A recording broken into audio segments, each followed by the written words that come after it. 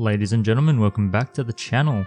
No real intro on this one, we're getting straight into it, got the Dremel spinning. We're working on this rubbed Ethiopian Opal. So rubbed Ethiopian Opal is typically when they've just attacked these sand spots with most likely a ball burr. So they've just ground back a little bit just to show you the opal, get rid of most of the inclusions. It's a good way to go, but you'll always get it sold to you in water, otherwise the opal will crack apart. Just because it's not polished, it will be very susceptible to cracking, but at least the host matrix stuff is all gone. So what we're going to do is we're going to jump straight to the 600 grit sintered diamond burr. Here we're going to just focus on all of the edges, because it gets some really sharp edges, and get rid of all of those inclusions that you can see. Now it actually happens really fast. This is great beginner's material. You can blitz through it. It's fairly soft because of the high water content in comparison to all Australian opals. As you can see, it's just disappearing super quick, just melting away, which is why I'm just using the 600 grit. If there was host material, yeah, I'd just hit it with the 80 just quickly, or maybe a little bit higher grit than that, but at this point, the 600 will melt through things really fast. I can show you a quick example of it actually. There was a good spot here where we got a little bit of dirt, and we just want to melt it away, and just like that, it's just gone. It really doesn't last too long at all. By the end of the 600 grit, you're going to be left with something that looks a little bit more like this. So you can see it's definitely scratched up. It's scratched up pretty bad, but we'll be able to get rid of that really easily as well because it's a fairly soft stone.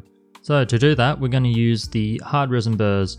Of course, you can do it many other ways, but I'm just going to use my hard resin burrs for this one. The 200 grit, you can almost skip it, but I just use it as a final shaping. It has less risk of chipping than using a metal burr. So the metal burrs, even though the grit is finer, it is backed by metal, which means it hits like a hammer. This is more like a mallet, so it's still hitting hard.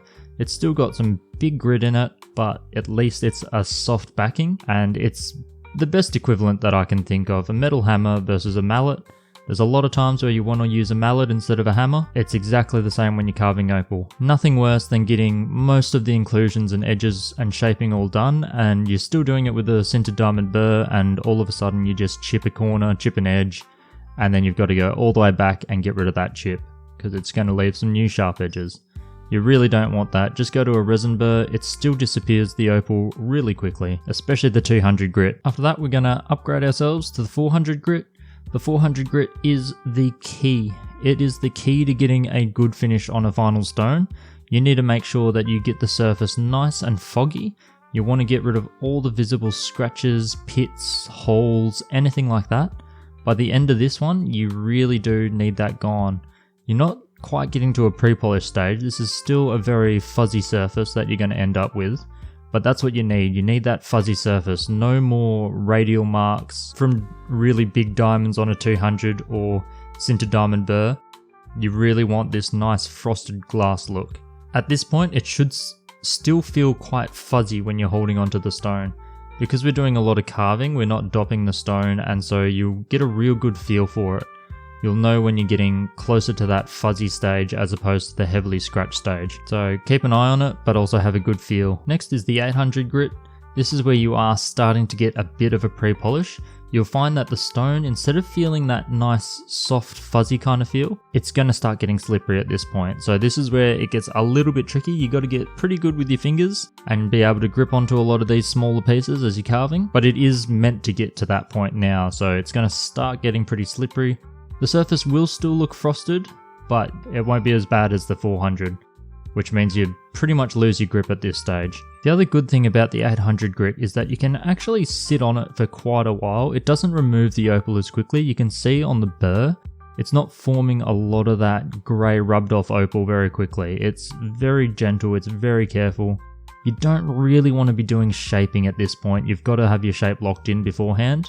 But you don't need to also worry about going too far with this burr. This is the point where you can really spend a lot of time and you're not going to do any significant damage anymore. So if you really want to get a good finish, you can spend quite a bit of time on the 800 grit without doing anything but risking wasting time. And remember, at each of these stages you can do a dry check. So especially after the 400, do a dry check. In the case of Ethiopian Opal, you're just wiping the surface. We're not actually letting it dry. It'll just be a wipe and we'll just be looking at it for a couple minutes.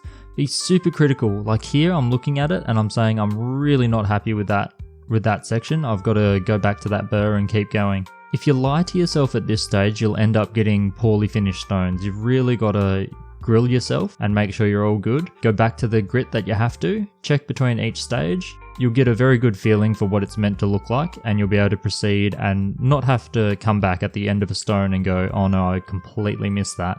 Because trust me, this 1500 is really not going to do much. Here we are really just setting up for a pre-polishing stage. You can do more pre-polishing stages. I've just got my hard resins capping out at 1500 at the moment. I do want to get them to 3000 because some stones do respond quite well to going to a higher grit before switching over to the metal oxides. But the 1500 does get me through on most stones. And once again, just like the 800, the 1500, you could sit on this all day. You're not really going to change the shape of the stone too much at all. You can see that the burr is barely taking anything off. If you hold it and grind up against it for a while, yes, you will see a bit of a grey cloud form. But really not much. You can sit here all day with this burr and not cause any damage. And then we are left with the Cerium Oxide. So yes, you can use Cerium Oxide on Ethiopian Opal. You're not going to soak it into the stone or anything like that. It's actually not too bad. There is one thing you really have to be careful of. You have to be careful with this on Aussie Opal as well, but for Ethiopian Opal it's especially important because it does have the free water and the crystal water inside the structure. If you heat it up too quickly because of the friction of the felt, that will cause you problems. If you rub it up against your finger like I just did, you'll feel this effect. You do not want to let it get hot, it will break the stone. Alright, and here we are at the end of another one. So I've just chucked the stone on a piece of paper towel. You can see the colour is very minimal at this point in time. It will take a while to just dry up and then we'll reveal that colour back again. But it is fully polished. It looks pretty good. It's an alright stone. The unfortunate thing with Ethiopian Opal is that you're not really going to see the full stone until much later. We've got to dry this. And to do that, I can show you what we're going to do. So we've just got a simple Ziploc bag. I'm just going to chuck it in there with a little bit of paper towel. You can use toilet paper, tissue paper, anything that's slightly absorbent. I'm going to seal that up and I'm going to leave that for about a day. After a day, what I'm going to do is come back and I'm going to chuck it in with a bunch of desiccant. And you'll see that the opal will suddenly no longer be clear and colourless. You will get all your colours back. The body tone will always be a little bit interesting. Sometimes it goes white, sometimes fairly clear still. It should look a lot like it did in the rough. And you can see here, this one has been in there for a while, so that's the older desiccant. This one will go a fairly dark green when it's fully saturated with water and you need to replace it. But it starts off pretty orange. I've chucked a couple fresh beads in here. You can see these ones are a little bit more tired, these ones are a little bit more fresh. So I'll chuck that in after a couple of days or even just 24 hours and we'll just get it fully dried out like this. I need a bunch of these stones because I'm going to do a heap of torture tests just to show the pros and cons of Ethiopian Opal, and I've got some stabilization techniques that I want to try out. Some I know don't work because I've already tried them and others are just not great, but I do have one that I think is going to be quite impressive. So stay tuned for that. I've got to let this other one dry. You can see them side by side, super clear, no longer clear. Colours come back. It'll get to that stage in just a couple days, maybe a week. Not very long, but definitely not like Australian Opal where the whole process you get to see exactly what you're doing and what you're going to get. Still really soft material, really fun, way underrated for beginners. It's great material to practice on, super soft, easy to get all the inclusions out, easy to get the scratches out, and easy to get a fairly high polish on. So if you haven't tried it before, give it a try. It's also much cheaper, which makes it even better. Let me set these ones aside and you'll see both of these back on the channel without a doubt if you stay tuned. So good luck, have fun, stay safe, and hopefully you carve up a couple of good gems.